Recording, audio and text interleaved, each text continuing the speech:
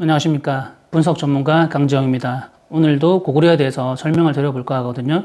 우선 영상부터 시청해 볼까요? 수나라와 고구려의 전쟁입니다. 100만은 순수한 전투병의 숫자일 뿐이고 그 외에 보급, 운송 등을 위해서 200만이 더 동원되었다고 합니다. 이를 모두 합치면 300만 명, 고구려는 300만 대군을 막아내야 했습니다. 당시 고구려 인구는 얼마 정도였을까요? 고구려가 망할 때 69만 호였다고 합니다. 한 가구에 5명의 가족이 있다고 치면 대략 350만 명 정도의 인구였을 것입니다. 수나라는 고구려의 전체 인구와 맞먹는 대군을 동원해 고구려를 치려고 온 것입니다. 고구려 인구가 한 당시 300만 명, 200만 명으로 계산하기 쉽게 한번 가봅시다. 그럼 남자가 100만 명이야. 근데 113만 명이 쳐들어왔던 건 그 나라 전체 남자 인구수만큼 쳐들어온 거예요. 그러니까 우리 인구가 5천만인데 남자 인구 2,500만이라고 합시다. 누군가 총을 들고 2,500만의 병력이 쳐들어온다고 생각해봐.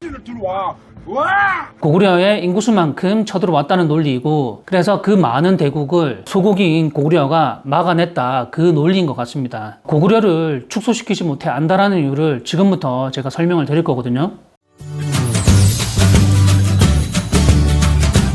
주류 강단 사학자들의 논리는 고구려가 망할 때 고구려의 인구수는 300만 명일 것이라고 추산을 하고 있습니다. 이들의 첫 번째 오류가 무엇이냐면 고구려가 망할 때의 인구수를 추산을 했는데 고구려가 망할 때 69만 호였다고 합니다. 612년이면 고구려가 망할 때가 아닌데 왜 고구려가 망할 때의 인구수를 추산을 하는 겁니까? 그리고 두 번째 오류가 무엇이냐면 한 가구당 5명 정도라고 추산을 했는데 한 가구에 5명의 가족이 있다고 치면 저희 때가 부모님을 제외하고 2명에서 한 3명 정도 되는 게 평균이었습니다. 많은 집에는 3명에서 4명, 4명, 5명 정도까지도 있는 집도 있었습니다. 저희 부모님 세대가 이제 농사를 해야 되기 때문에 아들을 많이 낳아야 되지 않습니까? 그래서 3명에서 4명 정도 아들이 있었고 딸은 6명, 7명씩 됐단 말이에요. 딸만 놓다 보니까 아들을 낳을 때까지 계속 낳는 겁니다. 그러다 보니까 아들 2명에 딸이 7명, 8명일 때까지도 있었단 말이에요. 아들이 안 나오니까 분명히 과거에는 대가족이 살았단 말이에요.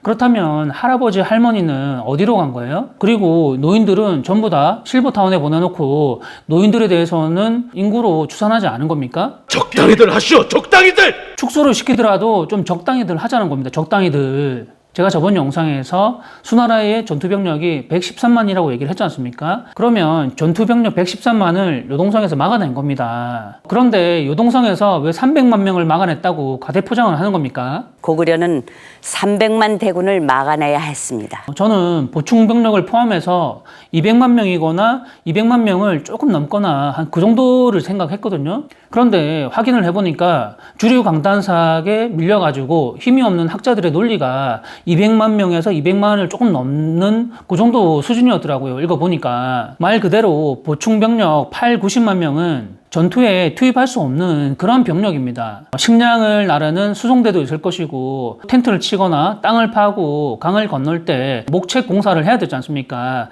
그렇기 때문에 전투에 투입할 수 없는 그런 병력이란 말이에요. 그리고 수송대 같은 경우는 수나라의 113만의 이제 군사들이 식량을 먹어치우기 때문에 또다시 식량을 가지러 수나라로 바로 가야 됩니다. 그 이유가 수나라에서 탁군까지 오는 시간이 40일이 걸렸습니다. 편도로. 그러면 돌아가는 시간도 40일이 걸리고 실는데 걸리는 시간까지 다 포함하면 3개월이 걸립니다. 그렇기 때문에 이 탁군에 도착하자마자 바로 출발했다가 다시 돌아오는데 3개월이 걸린단 말이에요. 그렇기 때문에 이 수송대 같은 경우는 현재 요동성에서 주둔하고 있는 군사가 아닙니다. 특전사 같은 경우는 낙정대라고 있고 낙하산 정비대라고 있습니다. 마찬가지로 수나라에도 공성차가 있고 공성 장비들이 있을 거란 말이에요. 그렇다면 그런 장비들을 이제 정비를 하고 수리를 하는 그런 부대가 있을 거예요. 군대에서는 밥을 먹는 게 굉장히 중요한 겁니다. 군대를 다녀오신 분들은 잘 알 거예요. 밥을 먹지 않으면 죽습니다. 그리고 이번 여름에 잼벌리를 보시면 아시겠지만 텐트가 없으면 열사병에 걸려가지고 죽을 수도 있습니다. 그리고 날이 추워지면 텐트가 없거나 그러면 새벽에 입이 돌아갈 수도 있고 아침이 되면 냉동인간으로 발견될 수가 있습니다. 그렇기 때문에 보충병력 8, 90만 명은 절대로 전투병력에 투입될 수 없는 인원이에요.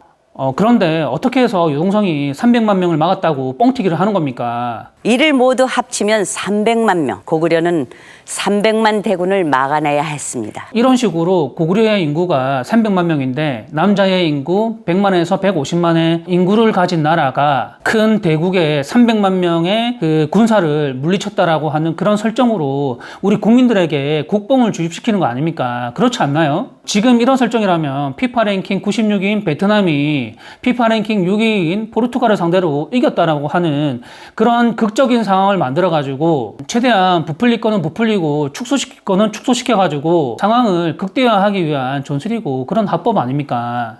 포르투갈이 강한 건 당연하지만 한국이 베트남처럼 약한 것도 아니고 피파 랭킹 24위이고 충분히 이길 수 있을 만한 전력을 가지고 있기 때문에 이긴 겁니다. 마찬가지로 고구려가 수나라를 이길 만한 전력을 가지고 있었기 때문에 수나라를 물리치고 이겼던 겁니다. 태왕 폐하께선 돌궐이든 당나라든 그리 대단하게 여기지 않고 계시오.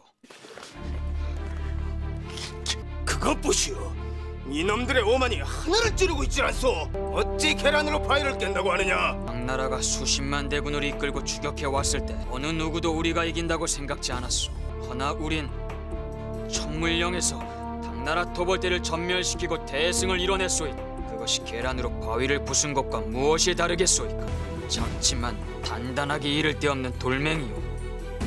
허나 지금의 당나라는 그야말로 덩치 큰 계란에 불과하오. 뭐라? 중국이 무슨 좋은 거는 확대하고 안 좋은 거는 뭐 축소시키는 무슨 뭐 필법 얘기를 많이 하던데 우리나라도 더 했으면 됐지 덜 하지는 않는 것 같아요. 제가 볼 때는 댓글을 부탁드리겠습니다. 우리가 지금까지 배운 역사는 업적을 축소시키고 우리의 영토와 강력을 축소시킨 그런 역사를 배워왔고 그렇게 가스라이팅 당했습니다. 대부분 역사를 왜 배워야 하는지 정확하게 설명하는 사람이 없는 것 같은데 제가 오랫동안 역사를 면밀히 분석을 해봤을 때 신기하게도 비슷한 형식으로 계속해서 반복된다는 것을 제가 발견을 했습니다.